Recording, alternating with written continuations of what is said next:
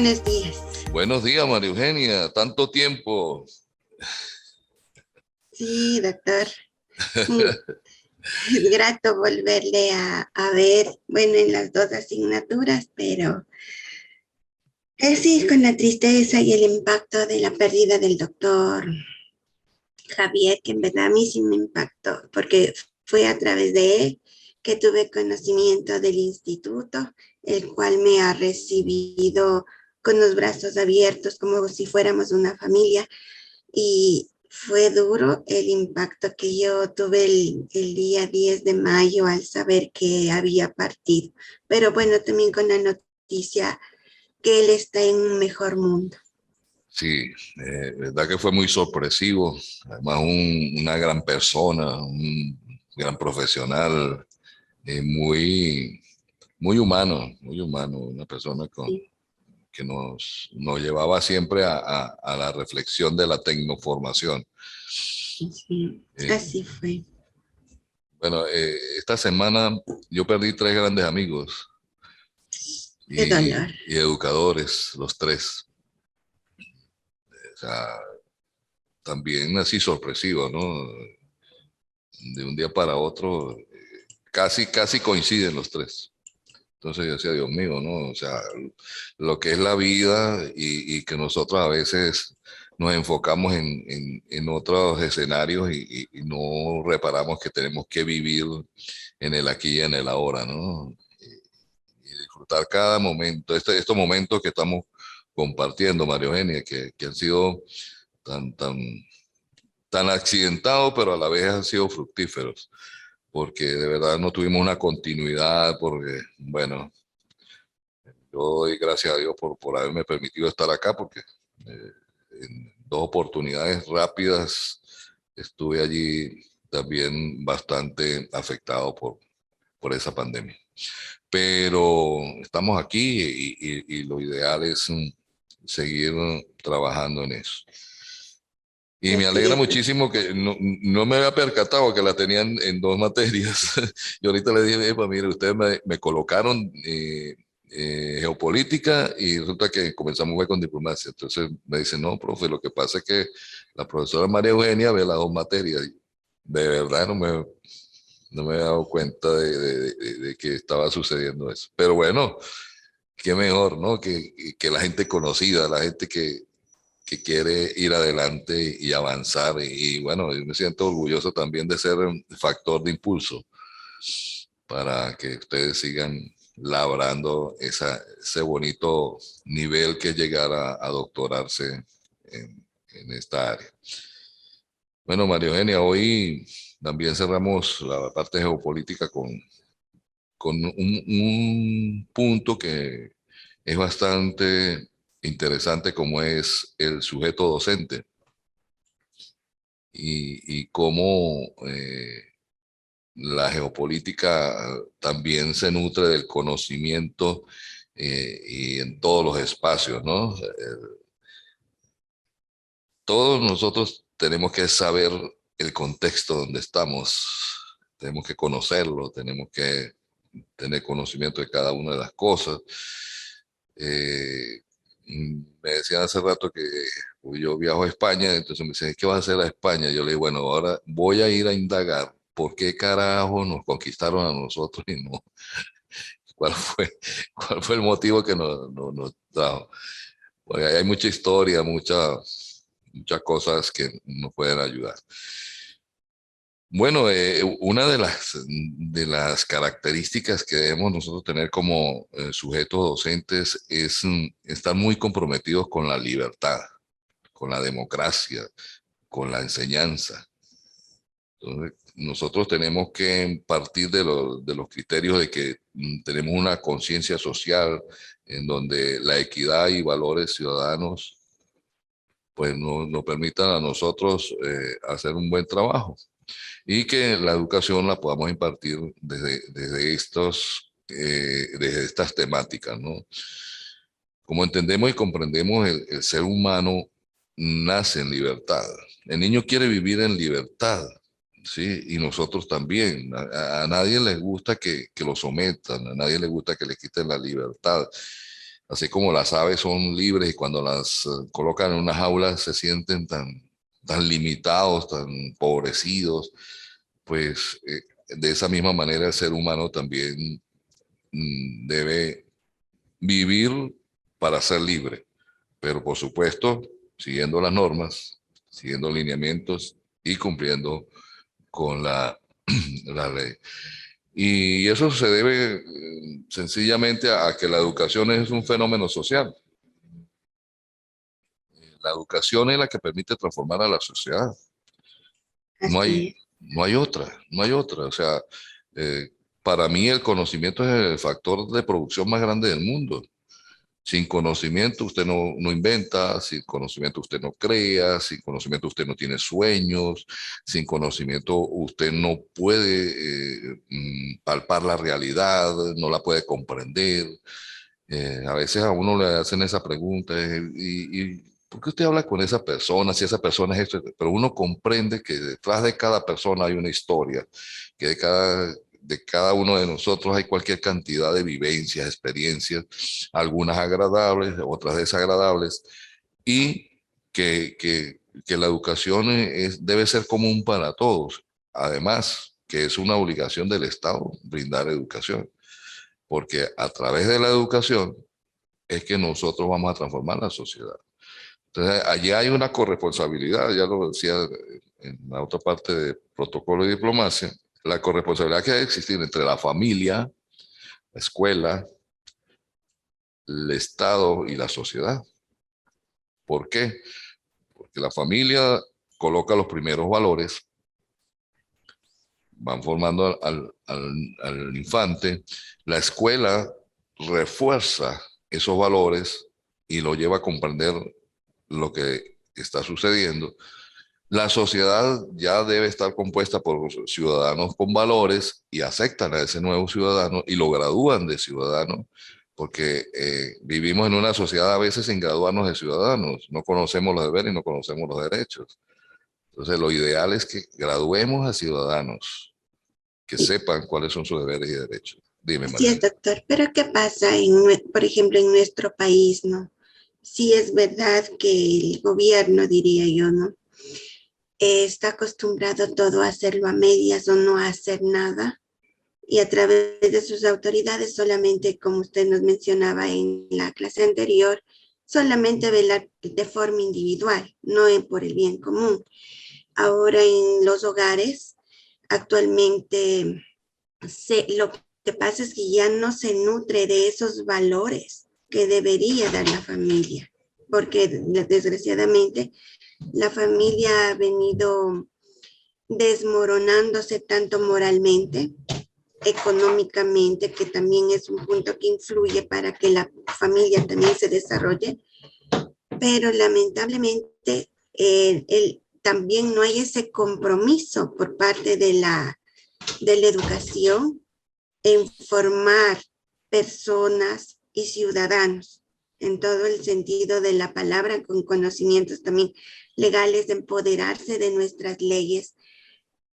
Y la función de la familia se le está dando a la educación no está cumpliendo con su función y el gobierno lo hace a medias o prácticamente no hace nada por reparar tanto a la familia como a la educación. Entonces, es por eso que nuestra sociedad ecuatoriana se ha venido vulnerando incluso la convivencia mutua entre personas, porque ahora es más conflictiva. La sociedad está muy conflictiva, como le comentaba anteriormente, ya no es fácil salir a la calle con seguridad porque usted tiene que estar viendo a todo lado a ver si no le roban o no, o pasa otras cosas, agresiones en la misma familia. Entonces sí, actualmente se está viendo complicado por ese punto, porque en la familia mismo ya no existen esos valores. Como usted dijo, ahora es la individualidad, el egocentrismo, el egoísmo, la envidia, que hacen daño también a las demás personas con las que se convive. Sí, Esa falsa competencia de ser líderes, pero pero ¿qué clase de líderes? Mm, Interesante esa pregunta. ¿Qué clase de líder? Bueno, se puede ser líder para el bien y líder para lo que no es bien también. Sí, todo eso nos conlleva a esa parte. Y fíjate que la función del Estado debe ser la educación, porque el Estado social como tal, porque el Estado se nutre es del pueblo. El Estado se debe al pueblo. Por eso nosotros nombramos unos representantes, entre comillas, del pueblo, que debe defender nuestros derechos, que debe defender nuestros beneficios y que entre esos beneficios está la educación. Entonces, la educación tiene una importancia política única y bien es sabido que la salud y la educación son factores primordiales para el desarrollo de un país. Un país enfermo no produce. Un país sin educación tampoco produce. Y la ignorancia es la madre de la pereza. Y la pereza es la abuela de la pobreza. Y por eso nos vamos empobreciendo. Y la pobreza no es económica, la pobreza va más allá de los recursos, va a una pobreza intelectual, a una pobreza de pensamiento, a una pobreza de vida. O sea, cuando tú pierdes la noción de vida, del valor vida, y no te importa lo que te pase y te entregas a las drogas, te entregas a los vicios, a hacer cosas que no son las más adecuadas en la sociedad, perdiste el norte de la vida, porque realmente no está funcionando esa moral, que es diferenciar entre lo bueno y lo malo. Aunque yo no comparto mucho con lo de lo malo, ¿no? Porque lo malo es lo dañado, lo que no tiene recuperación. Y resulta que en los seres humanos eso es comportamiento, conducta y actitud, entonces eso sí se puede recuperar. Entonces sería entre lo bueno y lo no tan bueno. Ese es en ese sentido, en lo que conversábamos hace rato, se ha perdido el orden social. Se han desintegrado las familias. Ya usted misma me lo decía hace rato, la formación en casa ya no es la misma. En primer lugar, porque quienes comienzan a procrear hijos no están preparados para esa procreación y no tienen una responsabilidad acentuada como padres y menos de la formación de esos niños. Por eso vemos tanto niño desamparado por allí. Niños que a los 2, 3 años ya están pidiendo dinero, están trabajando, siendo explotados y a lo que van creciendo lo van dejando en el camino. No tienen dolientes y ¿qué hacen esos niños? Formarse y crecer con un resentimiento social terrible. Entonces, de ahí se desprende que por naturaleza el individuo, la persona, el ser humano, comienza a tener rabia con la misma sociedad, porque es excluido. Lo excluye el gobierno, lo excluye la sociedad, nadie quiere darle trabajo. ¿Qué le queda? ¿Qué opción le queda? Delinquir, es la única opción. Y eso se hace fácil y ellos no miden las consecuencias de lo que esos actos le pueden dar. Entonces, en ese orden social, nosotros como educadores tenemos una gran responsabilidad. Y vuelvo a retomar lo que vimos allá. Usted lo decía y lo decía Pablo, cuando uno tiene estas palestras y tiene estos auditorios, uno tiene que hacer énfasis en la calidad humana, en la parte sensible, la sensibilidad social, la sensibilidad humana. ¿Hacia dónde vamos? ¿Cómo vamos? Que podamos entender y ser más comunicativos, porque la educación es un acto comunicativo, es un proceso de comunicación. Y a veces uno explica lo del proceso de comunicación y la gente no entiende la gran importancia del proceso de comunicación, porque para poder yo generar una matriz de opinión, yo tengo que conformar un mensaje a través de unos códigos. Y esos códigos yo tengo que codificar el mensaje, pasarlo por un canal para llevárselo a un receptor, ese receptor decodifica y ahora él hace su propio mensaje y que le dé sentido devolverlo. Es un proceso. Y nosotros vivimos en la educación en un proceso constante que se va dando de la manera de cómo vamos entendiendo el mundo y el contexto de cada sociedad, porque cada sociedad tiene un contexto, cada sociedad tiene sus propias costumbres, tradiciones, tiene sus propias características, o sea, y a Sí. veces, sí, y lo que decíamos, a veces cuando se hacen las políticas educativas, viene un programa generalizado para todo el país. O copia de otros países, modelos de otros países que nada tienen que ver con las necesidades, con la integración de la sociedad. Por ejemplo, nosotros tenemos un caduco modelo educativo que tiene que ver con México, combinado con España, que no han dado resultados.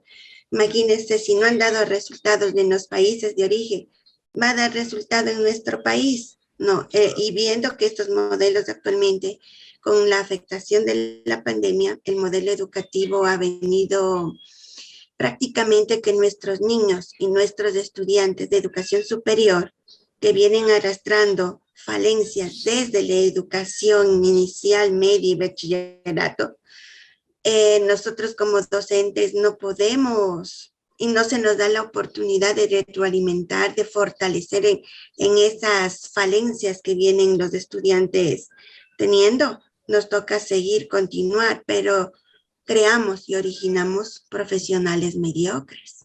Claro, con muchas Esa es deficiencias. nuestra falencias, porque yo le digo actualmente, claro que yo en lo que en tiempo que tengo como docentes he visto muchas falencias que se han venido heredando de la educación media, básica, inicial y bachillerato.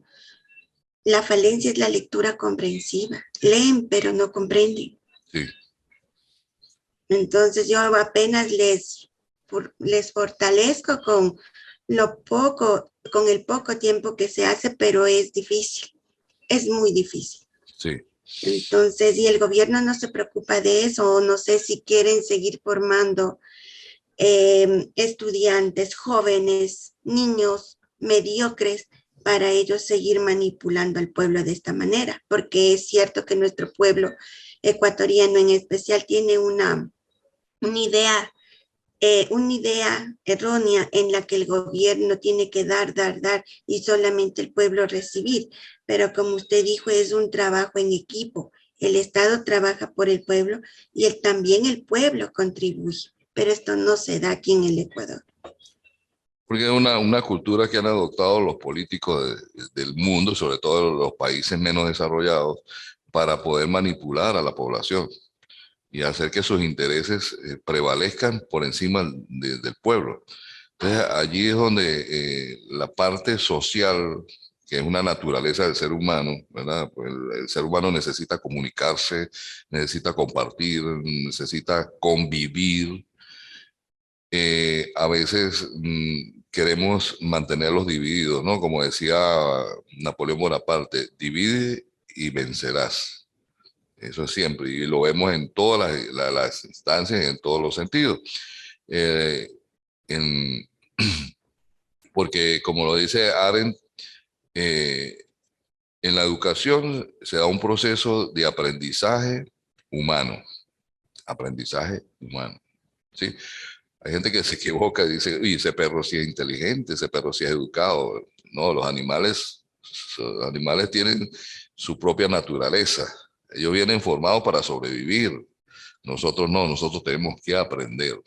Nosotros desde que nacemos somos un vaso vacío en el cual nos pueden colocar un agua purificada también como un agua contaminada. Y vamos creciendo en ese sentido. Entonces, qué bueno que nosotros como seres sociales y que somos parte de la educación y que nos va a adaptar a la vida organizada, porque vemos que hay personas que no se pueden adaptar a ningún tipo de sociedad, a ningún tipo de comunidad, a ningún grupo social, porque no tienen la formación adecuada para ello. Y eso hace que la sociedad entonces se vuelva más compleja, más complicada. Y no sabemos convivir. Yo estoy en un centro de casa, una urbanización, y entonces como a mí me encanta la música a alto volumen, yo coloco música a alto volumen para mí, pero no veo que estoy transgrediendo los derechos de las demás personas a la paz, a la tranquilidad, a vivir Cuando nosotros aprendemos eso, cuando nos graduamos de ciudadanos, como lo indicaba anteriormente, es cuando nosotros vamos a comprender que mis derechos llegan hasta donde comienzan los de los demás. Y que eso se va convirtiendo en un capital cultural. O sea, es un mundo complejo donde hay un proceso de apropiación de la persona, de las diferentes instancias, de las diferentes formas de ver la vida, pero que van centradas en la realidad y que nosotros vamos haciendo una construcción del conocimiento del día a día para después convertirlo en un conocimiento global, en un conocimiento que es válido para todos. Y de allí es donde salen los valores, los principios de vida. ¿Sí? La responsabilidad. Bueno, ¿quién no tiene que, o quién puede dejar eso de un lado? Y así sea para delinquir, tiene que ser responsable. Qué cosa, ¿no? O sea, para el bien por el mal, la Es que es responsabilidad. muy es que es muy cierto y comparto esta opinión suya, es verdad, hasta para delinquir tiene que ser responsable porque debe saber que esa acción va a conllevar a una sanción, porque está fuera de la ley o contraviene la ley. Pero lamentablemente en nuestra sociedad no, yo estoy viviendo prácticamente con mi hermana y en la que ella por trabajar, por transparentar cada acción que realiza, ella pertenece a la presidencia del comité del curso de mi sobrino y las demás madres porque se trata de transparentar todas las acciones para enseñar también a las demás personas que lo que se hace se debe dar a conocer, comunicar para no tener malas interpretaciones. Hay una madre de familia que le hace la vida imposible, que a través del chisme, del rumor, ella infunde y va dañando a la otra persona. Entonces, esto no debe existir. Y así es en todo ámbito, lamentablemente en nuestro país. Sí. Eh, Venimos de una cultura en donde el aprendizaje a nivel de persona está enfocado es a estar pendiente de la acción y el comportamiento de los demás y no de su propio comportamiento y de su propia actitud. Cuando yo comienzo a centrarme en mí, ver quién soy, qué cualidades tengo, cuáles son mis defectos, cuáles son mis falencias, y comienzo a evaluarme, pues yo voy a encontrar un ser humano que no lo conocía. Y entonces ahí uno tiene que estrecharse la mano con la otra y decir, mucho gusto, ese soy yo. Porque si yo no me conozco, yo no me amo, no me quiero, ¿cómo puedo darle a los demás?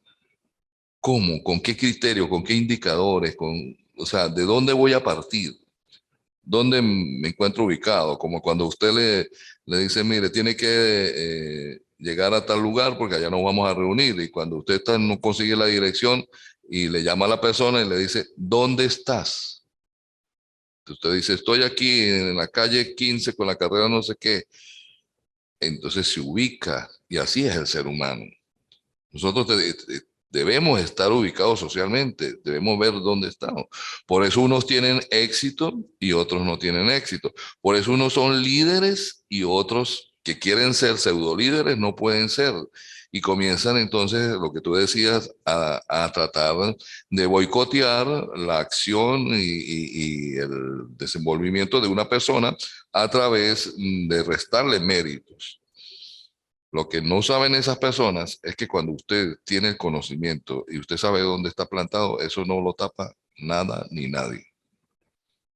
Son cosas que son fundamentales. El conocimiento, eso no se consigue en la botica, en la farmacia, eso se consigue en el día a día, en el que tú cruces eso que aprendiste en casa, con lo de la escuela, con lo de la sociedad, con lo que dice el conocimiento, y ahora con esa facilidad que hay en Internet, el mismo YouTube, donde tú puedes ver videos a diario, y que hay gente que está muy centrada en las temáticas que tienen que ver, y sobre todo con la educación, porque la educación es la medida en que nosotros nos podemos adaptar a la sociedad.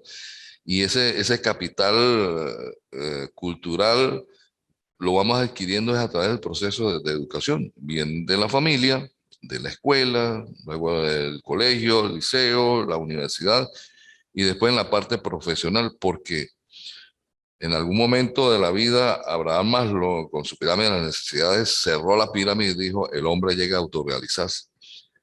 Y 10 años después, él mismo dijo, no, al contrario, culmino una meta y comienzo una nueva. Y así es el proceso de aprendizaje. O sea, es un proceso que nunca va a parar.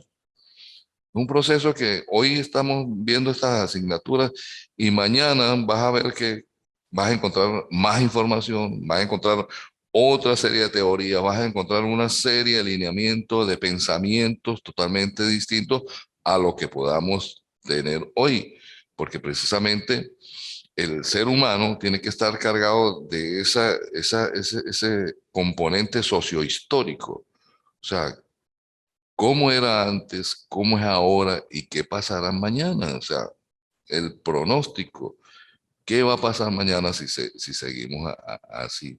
Entonces, el ser social por naturaleza, que es el ser humano, se hace en la medida que sea educado. La educación es el que te va moldeando. Por eso, la importancia de nosotros como sujetos docentes. O sea, fíjate que tenemos dos funciones, ¿no? Una de ser ciudadano y otra de ser docente. O sea, una doble personalidad, pero una personalidad bellísima, porque el que yo sea docente, decía, lo escuché en alguna oportunidad, si yo soy docente, soy decente, debo ser decente.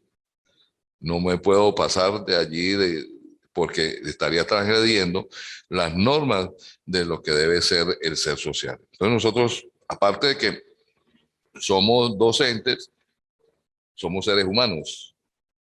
Tenemos que hacer las cosas cercanas a lo que es, a la realidad y a llevar una vida organizada, a ser parte de la sociedad, a ser parte de organizaciones.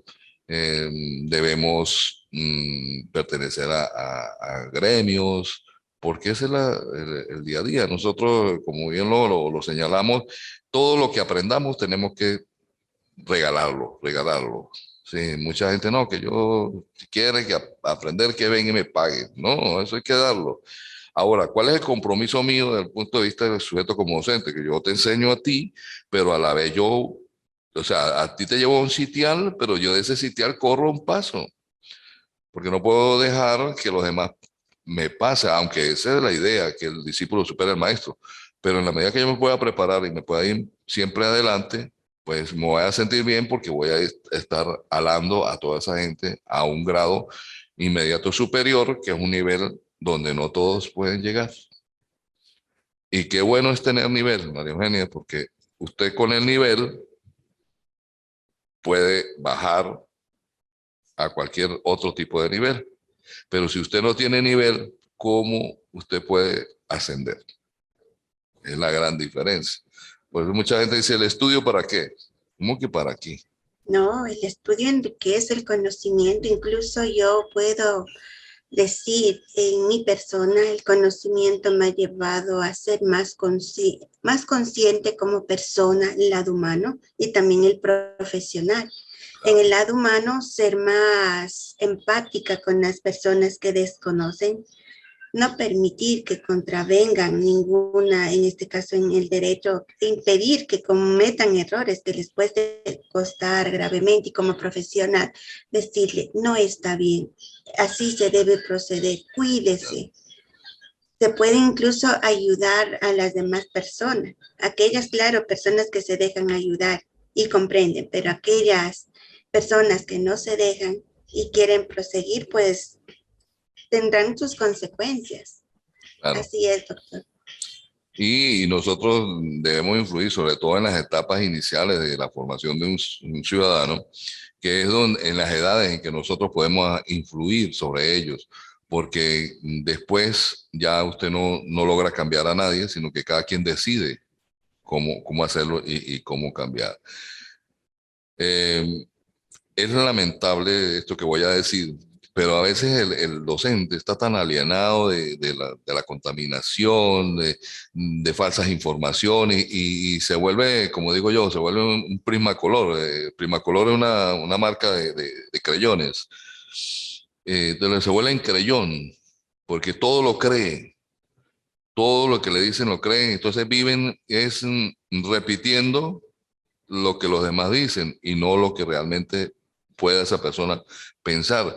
Entonces, los debates que se escuchan a veces por allí son estériles, son debates que no tienen ningún asidero, que no dejan ninguna productividad dentro del proceso de educación que es transformable todos los días, porque el proceso educativo es un proceso perfectible, no es perfecto, no, eso es perfectible. De hecho, la teoría conductista perdió vigencia porque a alguien se le ocurrió estudiar en la base de la teoría, y la teoría decía que el estudiante nunca estaba en capacidad cuando entraba a clase, sino era cuando finalizaba la clase. Y entonces, ¿con qué construye usted el conocimiento? No es con unas bases. Por eso el constructivismo agarró auge. Dijo, no, señor, vamos a construir conocimiento. Usted tiene capacidades, tiene competencias. ¿Qué es lo que tengo que hacer ahora? Construir el conocimiento para apalancar ese conocimiento que se vuelva más fuerte. Y bien lo decía usted, a través del conocimiento, usted puede adquirir herramientas para poder comprender a los demás y más aún todavía, y lo principal y primordial, comprenderse a sí mismo. Porque nosotros, como lo dice Eri Verne, nosotros tenemos aunque es una teoría transaccional que dicen que perdió vigencia, pero para mí tiene mucha vigencia, que es la teoría del PAN, el padre, el adulto y el niño.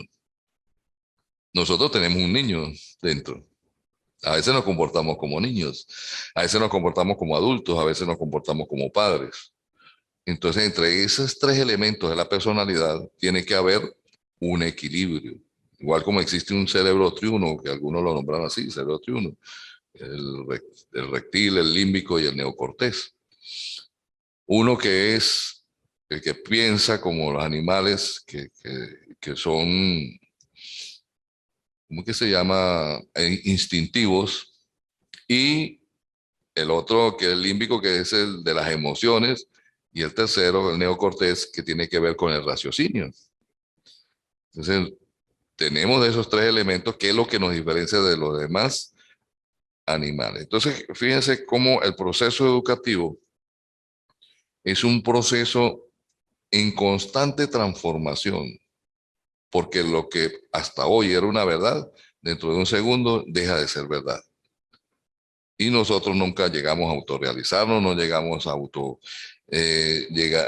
a tener un techo, mejor dicho. En la parte educativa usted nunca tiene techo. En la parte educativa usted siempre va a estar avanzando.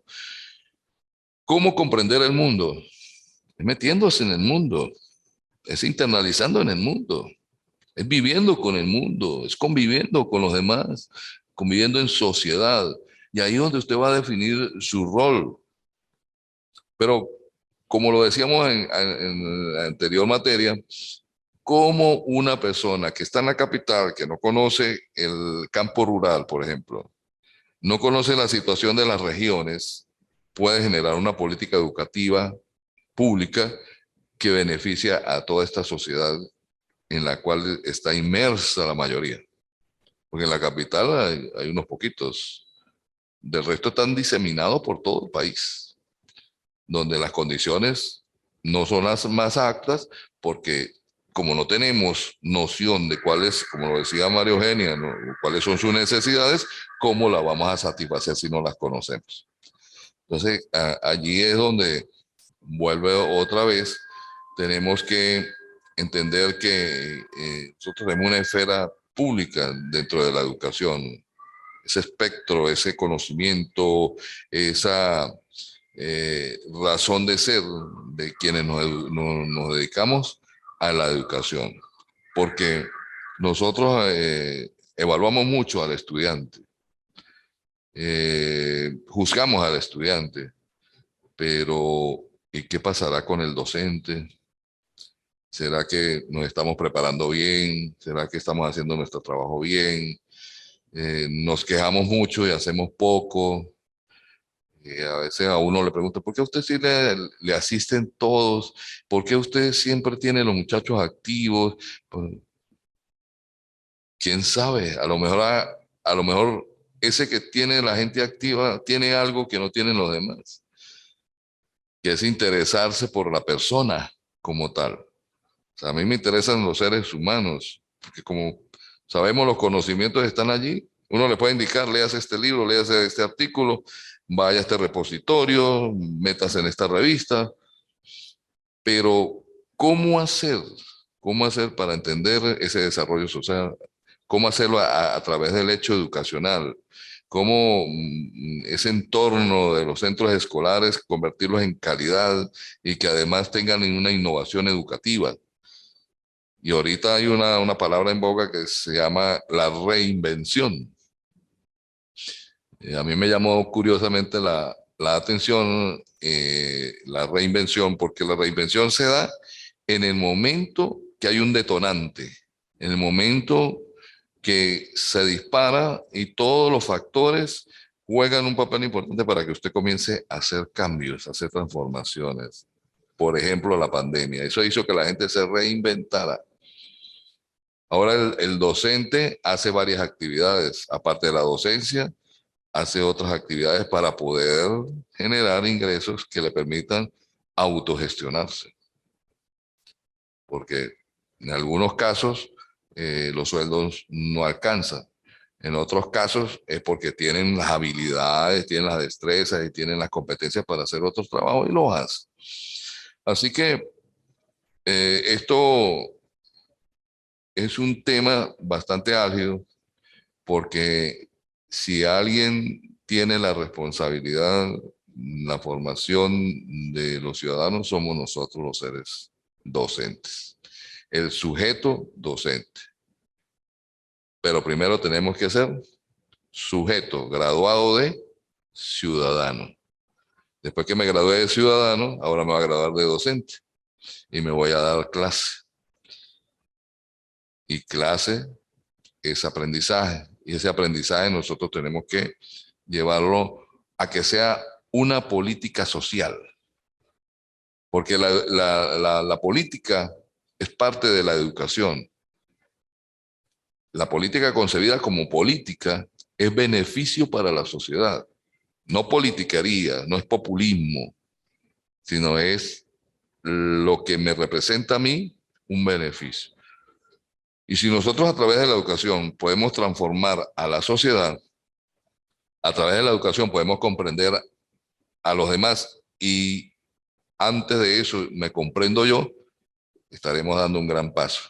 Estaremos generando una gran aureola de lo que es el sujeto docente. Fíjense que anteriormente el docente era una autoridad en el pueblo, era una autoridad en el campo, era una autoridad en lo rural, en lo urbano. Hoy día se ha desvirtuado porque nosotros mismos nos hemos convertido en una forma de cómplice en una educación más llevadera, menos esfuerzo, o sea, que no me dé tanto para corregir, que yo no le voy a dar a esos muchachos ya no tienen remedio. O sea, ajá, pero ¿quién es el que empieza así? ¿Quién es el que no tiene remedio? La persona que piensa, la persona que piensa así. Claro, la persona, porque se supone que, como dice, bueno, como se dice, siempre debe haber una esperanza y confiar en la sociedad que va a cambiar. Pero para cambiar la sociedad primero debemos cambiar nosotros primero. Claro. Y nada cambia si tú no cambias. La escuela no va a cambiar si tú no cambias como parte de la escuela. La universidad de igual manera, los colegios de igual manera. O sea, todo lo que son los ámbitos educativos se van a transformar a través de que sus docentes tengan unas nuevas caras, que tengan un nuevo pensamiento, que rompa con los paradigmas. Sí, a veces a uno lo critica porque uno llega a una clase y le da 15 minutos de reflexión, 15 minutos de la vida diaria, de lo cotidiano, donde deja hablar a los muchachos para que, porque cuando uno habla con esos chicos, hay historias de historias, ¿no? Hay cosas, factores que están haciendo un trabajo de bloqueo tan grande que no deja avanzar a esos muchachos. Y si encima de ello nosotros le sumamos otro bloqueo desde nuestro punto de vista educacional, pues lo vamos a sesgar, lo vamos a mutilar y ese va otro más para el montón. Uno que no va a pensar, que se va a ir por lo más fácil, que a lo mejor por su valor y principio no va a caer en tentaciones, pero que le va a costar más sobrevivir en el campo de la sociedad y el lugar que nosotros hemos adquirido en, en el que nos ganamos, porque nosotros nos ganamos la adaptación en la sociedad. Y si nosotros no tenemos las capacidades, las competencias, no conocemos nuestros derechos, nuestros deberes, pues la sociedad nos va a expeler. Pues es una centrífuga.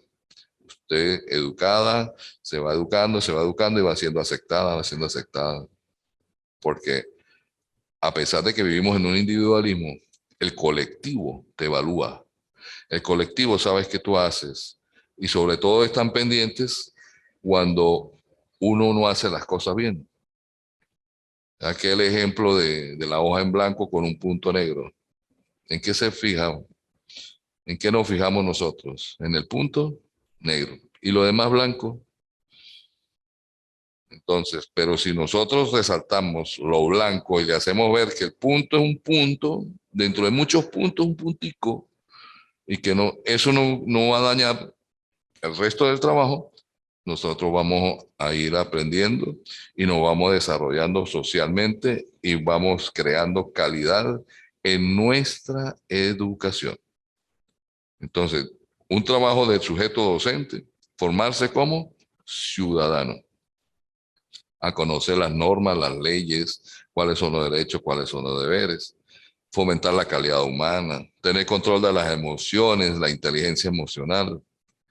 Sí, como decía Daniel Goleman, no hay cosa más interesante que dominar sus propias emociones, esos caballos de Troya que usted lleva por dentro, que se pueden desbocar y hacer que cometan errores.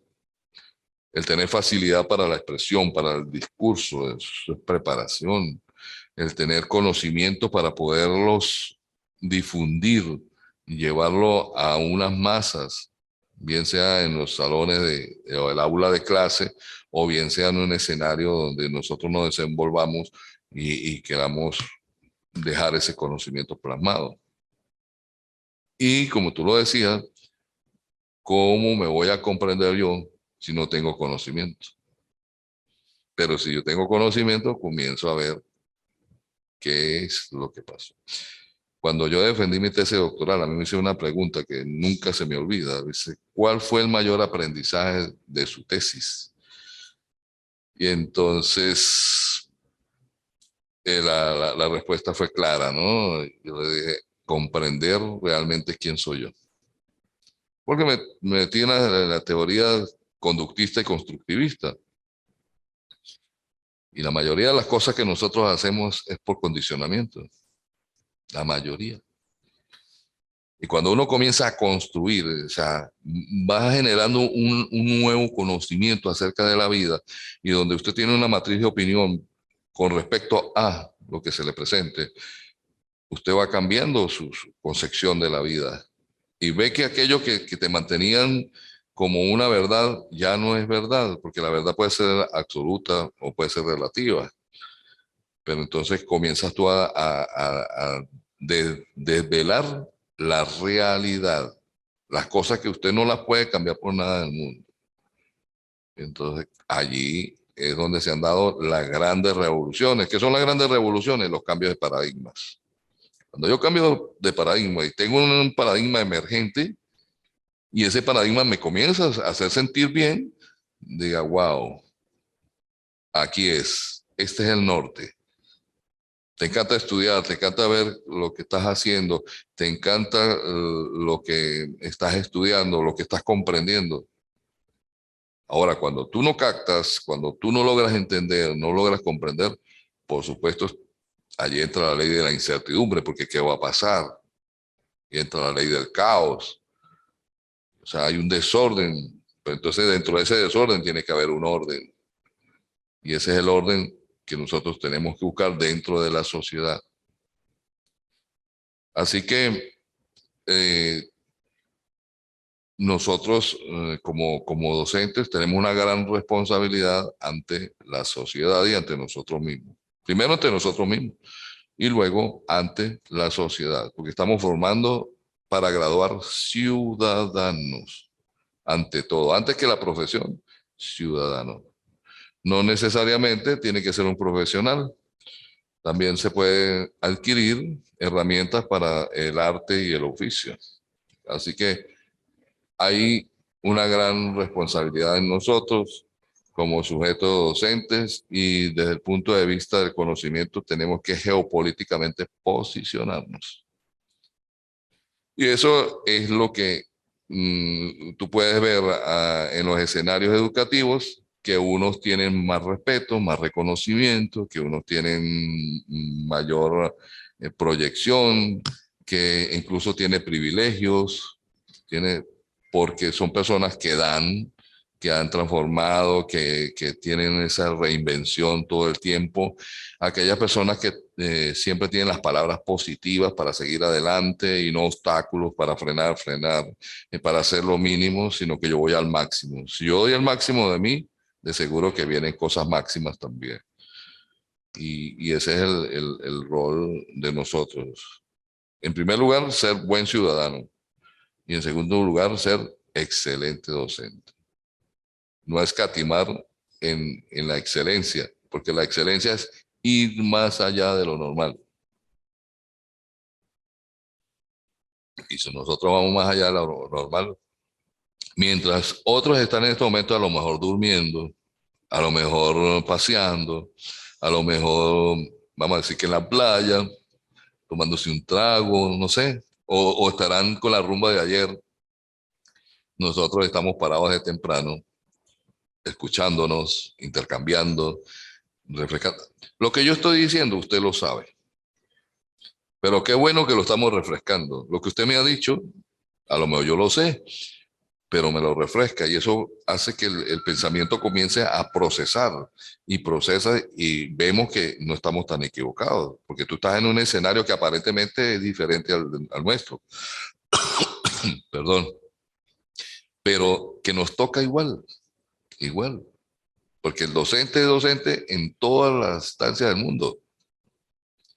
El docente tiene que impartir conocimiento, pero antes de eso tiene que adquirir conocimiento, porque si no adquiere conocimiento, ¿qué imparte? Y yo no me puedo quedar con las pocas herramientas que me dieron en la universidad, porque ellos me dieron a mí unas herramientas y me dieron lo general. Ahora voy a lo particular. ¿Cómo voy a tratar yo desde mi especialidad a mis estudiantes? ¿Cómo yo voy a generar estrategias didácticas y pedagógicas que me permitan que el conocimiento sea aprendido, que ese conocimiento llegue, que ese conocimiento cale? Y aún más, dejar tanta huella en un estudiante que el día que me vean en la calle me saluden. Y uno les vea la sonrisa de alegría de verlo, que se alegran y no que, uy, ahí viene el profesor, ahí viene la profesora, mejor corramos. No, hay que dejar huella como ciudadano y hay que dejar huella como sujeto docente, porque políticamente nosotros somos parte activa del país. Y es a veces lo que no logramos comprender, que tenemos una gran responsabilidad con la sociedad. Y como le decía Pablo, si de 26, de 30, de 40, solamente 3 o 4 me entendieron, ya es un logro. Pero si me entienden todos, si todos me comprenden, sería un éxito. Hay que trabajar en función de eso para que el proceso de educación siga siendo humanizado, siga siendo transferido a todas las generaciones. Y ojalá y todos tuvieran el mismo nivel, pero esa es la sociedad. No todos pueden tener el mismo nivel porque hay un equilibrio. ¿Sí? Unos que saben, otros que no saben. Necesitamos de todo, porque la sociedad es complementariedad. Por eso existe la interdisciplinaridad, interdisciplinaridad. Bueno, pues usted me entiende. Entonces necesitamos de eso y la transdisciplinariedad para poder nosotros generar un mundo transcomplejo, un mundo desde la complejidad. O sea, ya no ver el mundo complicado, sino verlo complejo, con una red, ¿verdad? Donde hay diferentes aristas, pero que lo podemos manejar. Porque cuando es complicado, las cosas se tornan de otro color. Bienvenida Adriana Bautista, ¿cómo está? Buenos días, doctor, ¿cómo está? Muy Bueno, bien. Qué me bonito alegra. paisaje tienes allí detrás Ah, tuyo. sí, California, el puente, me encanta. Bueno, doctor, discúlpeme pues por ingresar tarde, no había electricidad pues por el sector de mi casa, sin embargo, bueno, ya más o menos comprendí un poco de lo que ustedes estaban conversando en Ajá, cuanto a la docencia, ¿no? Y el ser humano, eso es muy, muy importante pues hoy en día tomarlo en cuenta desde todos los ámbitos y puntos de vista, ¿no? Partiendo pues que el docente efectivamente es un ser humano, es una persona. Nosotros somos personas comunes y corrientes, digo nosotros porque, bueno, pues también no soy docente por profesión, soy abogado, pero pues doy o imparto clases y me gusta educar desde hace 17 años. Y pues es parte pues de mi vida, ¿no? Lo siento como mío a pesar de que no soy educadora como profesional. Y bueno, pienso que el docente y todos los seres humanos, independientemente de su profesión, tienen que tener dos puntos muy en control, ¿no? Lo que es los pensamientos y las emociones. Esas emociones que nos llevan a transmitir muchas veces sentimientos y si no efectivamente los controlamos, no tenemos un buen uso de control de las emociones, pues lógicamente vamos a trascender nuestras carencias y debilidades, tanto en el plano del aula o en cualquier aspecto donde nos desenvolvemos. Por eso es muy importante, y usted muy bien lo decía, el control de las emociones, como lo decía Daniel Goleman. Efectivamente, podernos comprender, autocomprender, y conocernos internamente, que también lo felicito con esa respuesta que dio de su tesis, porque si no nos comprendemos y si no nos conocemos nosotros mismos internamente, ¿cómo vamos a tratar de comprender y de conocer a las personas que nos rodean? Eso es bastante pues, importante y bueno, en manejar esas emociones, porque si las emociones nos afectan, que muchas veces, y es así, las emociones son procesos neurofisiológicos. Nosotros nos emocionamos y hay 5 emociones básicas, entre ellas el miedo y la tristeza, a través de reacciones. claro. Y los sentimientos nos generan precisamente esas emociones más el pensamiento. Y teniendo pues un equilibrio entre los sentimientos y las emociones, pues podemos ser pues mejores, ¿no? Y eso es en todos los ámbitos, no solamente del ámbito educativo, sino también pues dentro de nuestra familia, nuestro contexto.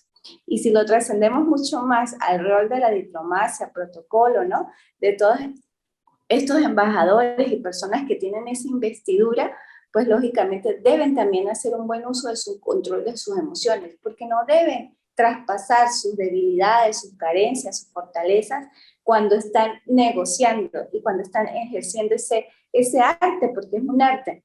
Yo admiro mucho a los diplomáticos, esas personas que tienen la astucia, porque también tienen astucia y las estrategias, pero si no tienen el conocimiento, pero si no saben aplicar las estrategias y el arte para negociar, pues lógicamente pueden perder o pueden ganar. Y la cuestión, en fin, en materia internacional, bueno, te buscas un ganar-ganar desde todos los puntos de vista. Bueno, doctor, ese es mi aporte. De verdad, me hubiese gustado escucharlo mucho antes para poder aportar un poquito más, pero sin embargo, de lo que pude extraer de lo que ustedes estaban conversando, pues es lo que yo le digo. Gracias, doctor. Creo que hoy terminamos la clase, ¿verdad? Sí.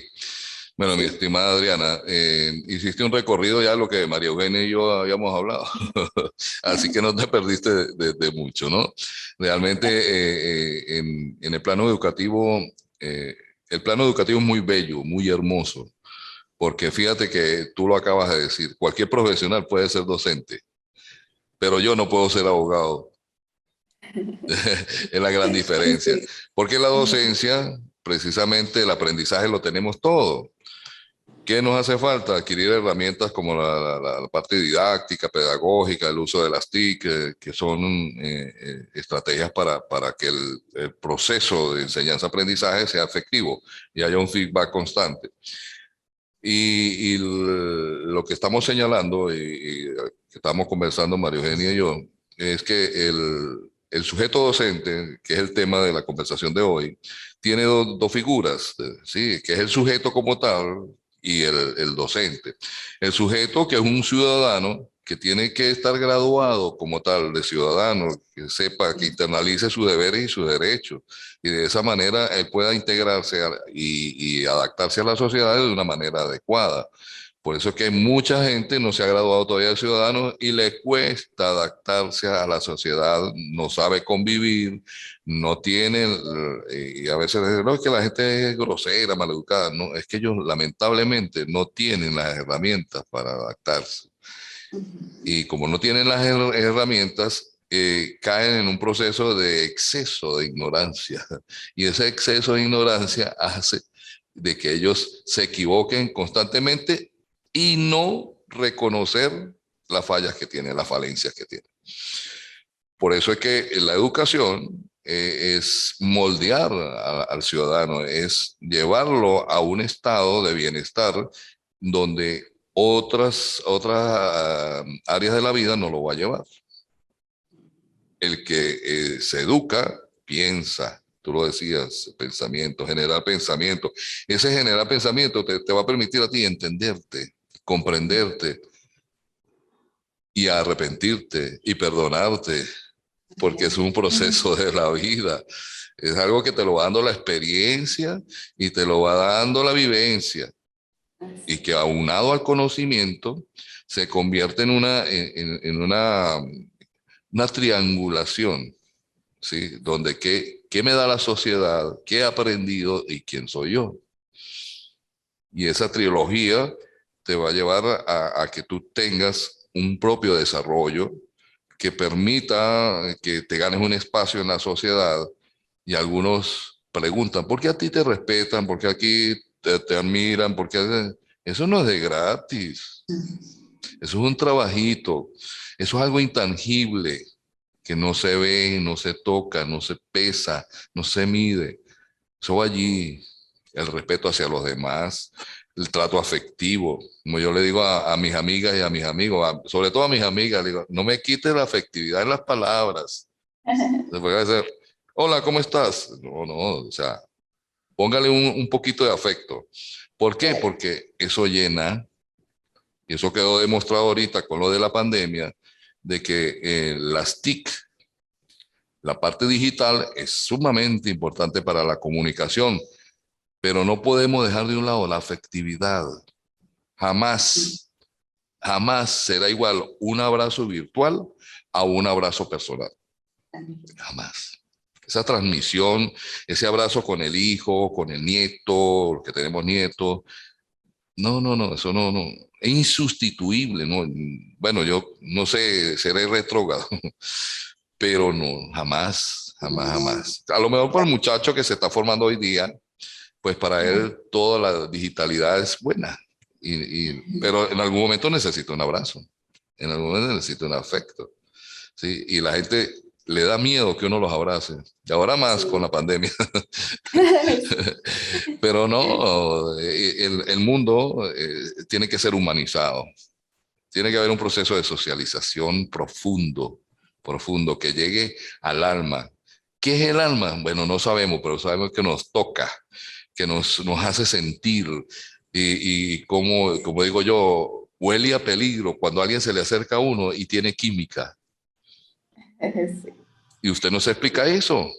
O sea, ahí nosotros no sabemos qué está pasando. Estamos tres personas interrelacionadas y con las palabras tocamos, sí, porque las palabras es un poder Sí, así es. y podemos tocar para la construcción, pero también podemos tocar para la destrucción. Entonces, en la medida que nosotros nos vayamos educando y vayamos impartiendo ese aprendizaje, en esa medida vamos haciendo que la sociedad vaya internalizando las palabras positivas, positivas, positivas. Sí, yo tengo palabras positivas como en mi mente, como en mi forma de pensar, positiva. Y eso baja aquí a donde dicen que hay sentimientos, que es el corazón, y esos sentimientos se van a convertir en positivos. Positivo. Y si yo pienso y siento positivo, ¿cómo es mi acción? Positiva. Positivo. Entonces, Claro. estamos condenados a la felicidad. Qué bueno. Claro, así es. Es que debe haber congruencia entre la razón y el corazón para que Exactamente. efectivamente pues expongamos, ¿no? Y transmitamos esos sentimientos positivos, donde que usted llegue, muy bien lo dice, a un sitio y que efectivamente sienta esa vibración, esa empatía con los demás y que las personas se sientan a gusto estando con usted, Claro. no lo repele. Y eso va de parte de uno también. Por supuesto que cuando hay un exceso de ignorancia y usted comienza a conversar, eso choca y tiene un cortocircuito También. y te expelen, te sacan. Sí, sí, sí. Entonces, hay que manejar todos estos escenarios para que la gente entienda que nosotros estamos en un proceso de aprendizaje constante, que nunca termina, que nosotros como docentes tenemos que leer mucho, tenemos que interpretar, tenemos que saber escuchar, tenemos que permitir que los demás también se expresen, equivocados o no, no importa, sino que emitan su opinión, porque en la medida que hablemos no vamos a entender. Decía en una oportunidad en una conferencia, profesor, yo nunca me equivoco. Y claro, si usted nunca habla, ¿cómo se va a equivocar? ¿Quiénes se equivocan? Los que hablamos, los que decimos, los que expresamos, esos son los que nos vamos a equivocar. Claro. Sí, decía otro, no, que yo tengo un par de zapatos muy buenos, tan sanitos, que tiene 12 años conmigo. ¿Cuántas veces se los ha puesto? Me los coloco en diciembre solamente. No le van a durar 12 años, le van a durar 20 años. Pero no, la palabra es para usarla, la palabra es para decir, no importa que estemos equivocados. Si la gente que nos está escuchando es sabia, va a aprender también de las equivocaciones mías. Y eso es lo que yo quiero dejar plasmado hoy, que no somos seres perfectos, somos sujetos ante todo, somos seres humanos y que estamos en un proceso de perfectibilidad constante. Así que en la medida que podamos crecer, crezcamos y hagamos crecer a los demás también alrededor. Porque María Eugenia, Adriana y Lídimo son íconos de la sociedad. Por eso ustedes, cuando llegan los momentos bonitos, unas palabras allí, Adriana, unas palabras, María Eugenia, unas palabras, Lídimo. Dice, ¿por qué yo? Todo el tiempo yo. Bueno, porque usted es el que habla bonito, usted es el que tiene poder de expresión, es el que mete a todos, los engloba y no deja a nadie por fuera y deja a todo el mundo tranquilo, conteste y feliz. Yo no entendía eso, ¿no? Me cansaba y ahora, antes que me digan, yo me tomo la palabra. Porque si usted no se da a conocer, si usted es invisible, nadie va a saber de usted. Exacto. Usted tiene que hacerse visible. Visible. Pero visible con razones, con fundamentos. No bla, bla, bla, bla y no deja nada. No, Exacto. que deje huella inmediata, que con 2 palabras usted marque territorio. Y eso es muy importante, porque eso le ahorra a usted mucho tiempo y lo tóxico se va alejando. Bueno, ¿no? Nos volvemos un repelente. No, delante de él no se puede hablar esto, delante de él no se puede hablar aquello, y menos decir obscenidades, porque ahí está el profesor. ¿Sí? Eso no quiere decir que si usted va saliendo y se le viene la puerta y le golpea un dedo, usted diga, oh, qué dolor, ¿no?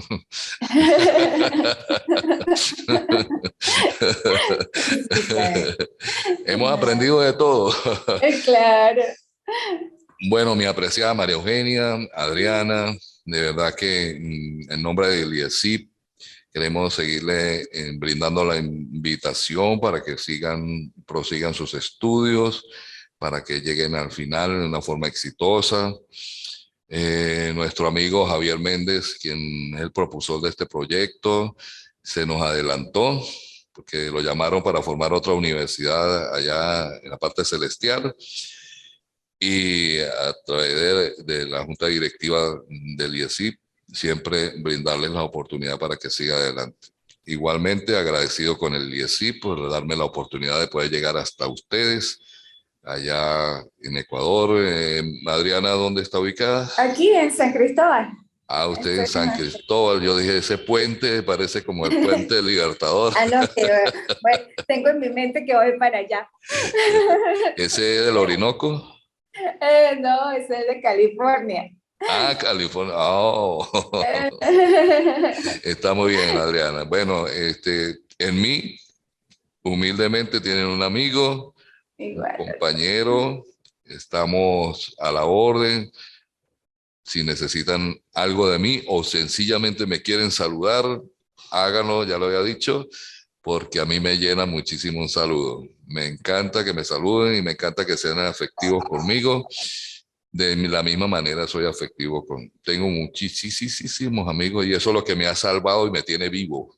Me tiene vivo. Ahorita que viví las etapas más duras, mire, los amigos me salvaron, de verdad. Lástima que gente de mi entorno se me fue, pero aquí estamos batallando y dándole aliento a los que quedamos y que Dios nos siga dando salud para seguir llegando a todos ustedes. Amén. Muchísimas gracias por estar acá. Si le falta actividades por subir, me avisan para yo abrirles plataformas y si no tienen problema, mejor todavía.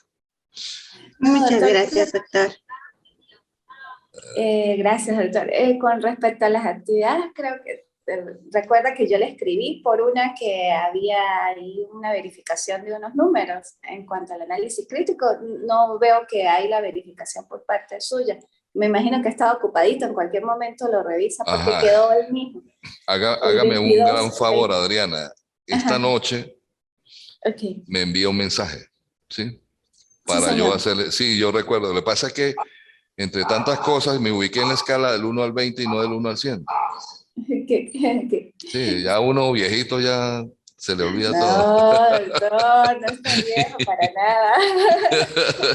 No, sino que tantas cosas, tantas actividades. Sí. Además me estoy preparando para irme ahorita y he tenido muchísimas cosas que arreglar y bueno, todo saldrá bien con el favor de Dios. Amén. Amén. Bueno, que Dios la bendiga. Y mi aprecio y cuídense mucho. Igual, doctor. Bueno, feliz día. Gracias. Igual. Compañera, que tengan un buen día. Muchas gracias. Chao, cuídense.